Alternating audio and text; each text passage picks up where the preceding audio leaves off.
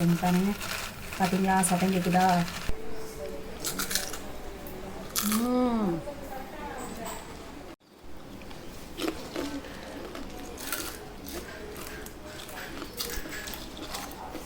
Rava snacks சூப்பராக கரகரா மொறுமொறுன்னு பாருங்க, எவ்வளோ மொறுமொறுன்னு வந்திருக்கு பாருங்க. பாருங்க, உங்களுக்கும் இந்த மாதிரி சூப்பராக கரகர மொறுமொறு ஸ்நாக்ஸ் செஞ்சு பார்க்கணுன்னு ஆசையாக இருக்கா? இந்த வீடியோவை நீங்கள் ஸ்கிப் பண்ணாமல் ஃபுல்லாக பார்த்தீங்கன்னா உங்களுக்கு புரியும். இது வந்து நிறைய இன்க்ரீடியன்ஸ் கூட இல்லைங்க, ஒரே இந்த ரவை மட்டும் இருந்தால் போதும் சூப்பரான இந்த கரகர மொறுமொறு ஸ்நாக்ஸ் செய்யலாம். இப்போ வந்து குவாரண்டைன் டேஸில் பசங்கள்லாம் வீட்டில் இருக்காங்க. இதை நீங்கள் செஞ்சு கொடுத்தீங்கன்னா ரொம்ப விருப்பப்பட்டு சாப்பிடுவாங்க. இதை வந்து நீங்கள் செஞ்சு ஒரு ஏர்டைட் கண்டெய்னரில் போட்டு ஒரு 2-3 டேஸ் கூட நீங்கள் வச்சு ஈவினிங் டைமில் டீ டைமில் ஸ்நாக்ஸ்க்கு கொடுக்கலாம். ரொம்ப நல்லாயிருக்கும். வாங்க இப்போ இது எப்படி செய்கிறதுன்னு பார்க்கலாம். பாருங்கள், நான் வந்து 1/4 கிலோ ரவை எடுத்திருக்கேன். இப்போ நம்ம இந்த ரவையை நல்லா பவுடராக மிக்ஸி ஜாரில் போட்டு நல்லா கிரைண்ட் பண்ணிட்டு வந்துடலாம். பாருங்கள், ரவையை நல்லா அரைச்சிட்டு வந்துட்டேன். பார்த்தீங்களா, இது மாதிரி நல்லா நைஸாக அரைச்சாச்சு. இப்போ வந்து இதை ஒரு பவுலுக்கு ட்ரான்ஸ்ஃபர் பண்ணிக்கலாம். இப்போது மிக்ஸி ஜாரில் இந்த ரவையை ஒரு பவுலுக்கு ட்ரான்ஸ்ஃபர் பண்ணியாச்சு. நான் வந்து ஒரு 1/2 ஸ்பூன் மிளகாய்த்தூள் எடுத்திருக்கேன். காரம் கொஞ்சம் அதிகமாக வேணும்னா ஒரு ஸ்பூனாக எடுத்துருக்கலாம், இல்லைன்னா 1/2 ஸ்பூன் போதும். கொஞ்சமாக உப்பு போட்டுக்கலாம். இது வந்து மிளகாய்த்தூள் வேண்டாம் அப்படின்னு நினச்சிங்கன்னா மிளகுத்தூள் கூட நீங்கள் சேர்த்து செஞ்சுக்கலாம். அவ்வளோதாங்க, மொத்தமே இந்த 3 இன்க்ரீடியன்ஸ் தாங்க, வேறு எதுவுமே இல்லை.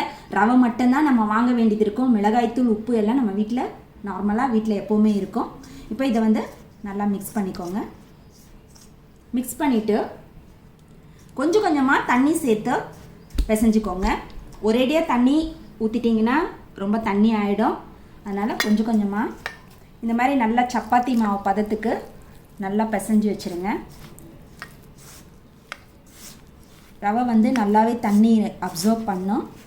ஏன்னா நம்ம இதை வந்து உருட்டி திரட்டணும். அதனால் வந்து சப்பாத்தி மாவு எப்படி பிசைவீங்களோ அது மாதிரி பிசைஞ்சு வச்சுக்கணும். ரவை எப்போவுமே வந்து இந்த மாதிரி பிசைஞ்சு வச்சுட்டு கொஞ்சம் நேரம் நம்ம இதை ஒரு 10 நிமிஷம் அந்த மாதிரி ஊற வச்சிடணும். அதுக்கப்புறமா தான் நம்ம செய்ய ஆரம்பிக்கணும். பாருங்கள், நல்லா பிசைஞ்சிட்டேன். தண்ணியெல்லாம் நல்லா அப்சர்வ் ஆகி நல்லா சப்பாத்தி மாவு பதத்துக்கு வந்துருச்சு. இந்த மாதிரி நல்லா பிசைஞ்சாச்சு. இப்போது இதை வந்து நம்ம ஒரு 10லேருந்து 15 நிமிஷம் இதை வந்து அப்படியே வச்சிடலாம். பாருங்கள், மாவு நல்லா ரெடி ஆகிடுச்சு. பாருங்கள், 10 மினிட்ஸ் ஆயிடுச்சு. பாருங்கள், நல்லா மாவு எப்படி இருக்குது பார்த்தீங்களா? இப்போ என்ன பண்ணணும்னா இந்த மாதிரி ஒரு 2 ஸ்பூன் எண்ணெய் ஊற்றிக்கோங்க. எண்ணெய் ஊற்றிட்டு நல்லா ஃபுல்லாக எல்லா பக்கமும் படுற மாதிரி நல்லா பிசைஞ்சு விட்டுருங்க. இந்த மாதிரி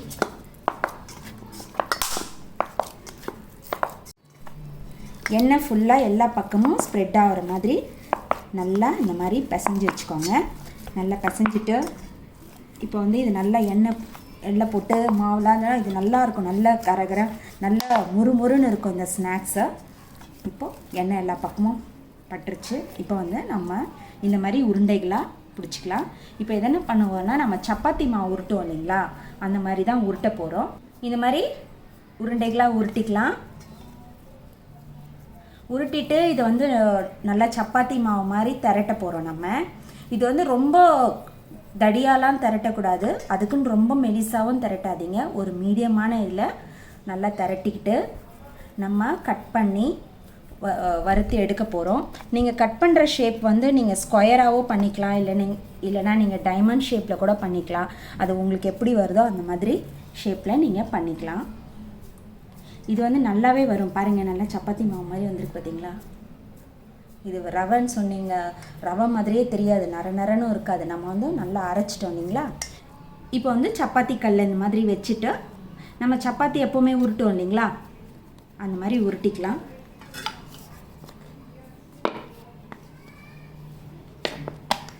இது நான் இந்த நீங்கள் வந்து மார்பிளில் கிச்சன்லேயே வச்சு நீங்கள் திரட்டுற மாதிரி இருந்ததுன்னா இன்னும் நல்லா கொஞ்சம் பெரிய உருண்டையாக கூட போட்டு நல்லா பெருசாக இந்த மாதிரி உருட்டி கூட வெட்டிக்கலாம். ஈஸியாக முடிஞ்சிடும். சின்ன பலகைன்றதுனால நான் வந்து சின்னதாக போட்டு இந்த மாதிரி உருட்டிகிட்ருக்கேன். அவ்வளோதாங்க. பாருங்கள், இது வந்து உருட்டியாச்சு. இது வந்து ரொம்ப மெலிசாவும் இல்லை, ரொம்ப தடியாகவும் இல்லை பாருங்கள். இப்போ வந்து நம்ம இஷ்டப்பட்ட ஷேப்க்கு இதை கட் பண்ணிக்கலாம்.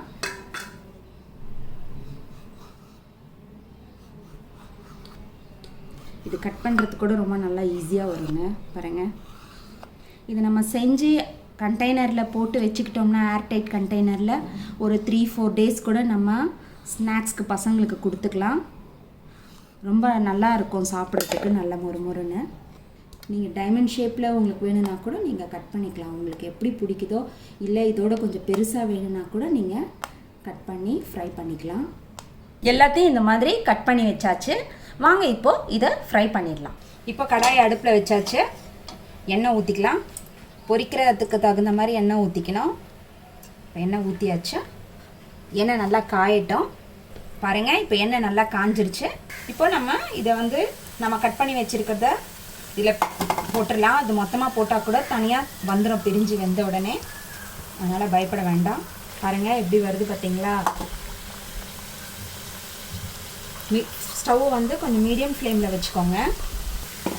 இது வந்து நல்ல மொறுமொறுன்னு இருக்குங்க. இந்த ஸ்நாக்ஸை ரொம்ப ஈஸியாகவும் செஞ்சிடலாம், ரொம்ப டைம் எடுக்காது, ரொம்ப இன்க்ரீடியன்ஸும் தேவைப்படாது. இப்போது இந்த சுச்சுவேஷனில் நம்மலாம் அவ்வளோவா கடைக்கெல்லாம் போகிறதில்ல. அதனால் வந்து நம்ம வீட்டில் இருக்க பொருளை வச்சு செய்யணுன்னா இந்த மாதிரி சிம்பிள் ரெசிபீஸ் தான் நம்ம செஞ்சு பசங்களுக்கு கொடுத்துக்கலாம். ஏன்னா அப்பப்போ கடைக்கு போய் நம்ம ஸ்நாக்ஸ் வாங்கி கொடுக்க முடியாது இல்லைங்களா. அதனால் வந்து இந்த மாதிரி நம்ம செஞ்சு வச்சுக்கிட்டோம்னா அப்பப்போ அவங்க கேட்கும்போது எடுத்து கொடுக்கறதுக்கு நல்லாயிருக்கும். பாருங்கள், மொத்தமாக போட்டாலே எல்லாம் அந்த பிரிஞ்சு வந்துருச்சு பார்த்தீங்களா. அதனால் மொத்தமாக ஒட்டிருச்சேன்னா பயப்பட வேண்டாம், அது தானாகவே கலண்டு வந்துடும். பாருங்கள், எல்லாமே செப்பரேட்டாக இருக்குது பாருங்கள், எதுவும் ஒன்றோட ஒன்று ஒட்டலை. இந்த மாதிரி குவாரண்டைன் டேஸில் தான் நம்ம நிறைய பேர் வந்து வீட்டிலே இருப்பாங்க. ஏதாவது பசங்க வீட்டிலே இருக்கும்போது கண்டிப்பாக நார்மலாக ஏதாவது கேட்பாங்க. அப்போ வந்து நம்ம ஈஸியாக இதை வந்து செஞ்சு கொடுத்துக்கலாம். இது செஞ்சோம்னா ஒரு 2-3 நாளைக்கு கூட நம்ம ஒரு ஏர்டைட் கண்டெய்னரில் போட்டு கூட வச்சுக்கிட்டு நம்ம அப்பப்போ அவங்க கேட்கும்போது எடுத்து கொடுக்கலாம். பாருங்க, நல்லா பொரிஞ்சிருச்சு. இது நல்லா ரொம்ப மொறுமொறுன்னு இருக்குங்க இந்த ஸ்நாக்ஸ். பாருங்கள், பார்த்தீங்களா, சத்தம் கேட்குதா. சூப்பராக ரெடி ஆகிடுச்சு. இந்த மாதிரியே எல்லாத்தையும் நம்ம பொரித்து எடுக்க வேண்டியதாங்க. வியூவர்ஸ், ரவா ஸ்நாக்ஸ் சூப்பராக கரகரா மொறுமொறுன்னு ரெடி ஆகிடுச்சு. பாருங்கள் எவ்வளோ மொறுமொறுன்னு வந்திருக்கு பாருங்கள். பாருங்கள், சாப்பிட்டு பார்த்தாலும் சூப்பர். நீங்களும் இதை உங்கள் வீட்டில் செஞ்சு பாருங்கள். உங்களோட ஃபீட்பேக்கை என்னுடைய கமெண்ட் பாக்ஸில் போடுங்க. நம்முடைய சேனலை சப்ஸ்கிரைப் பண்ணாதவங்க சப்ஸ்கிரைப் பண்ணுங்கள். பக்கத்தில் இருக்க பெல் பட்டனை மறக்காமல் கிளிக் பண்ணுங்கள். பாய்.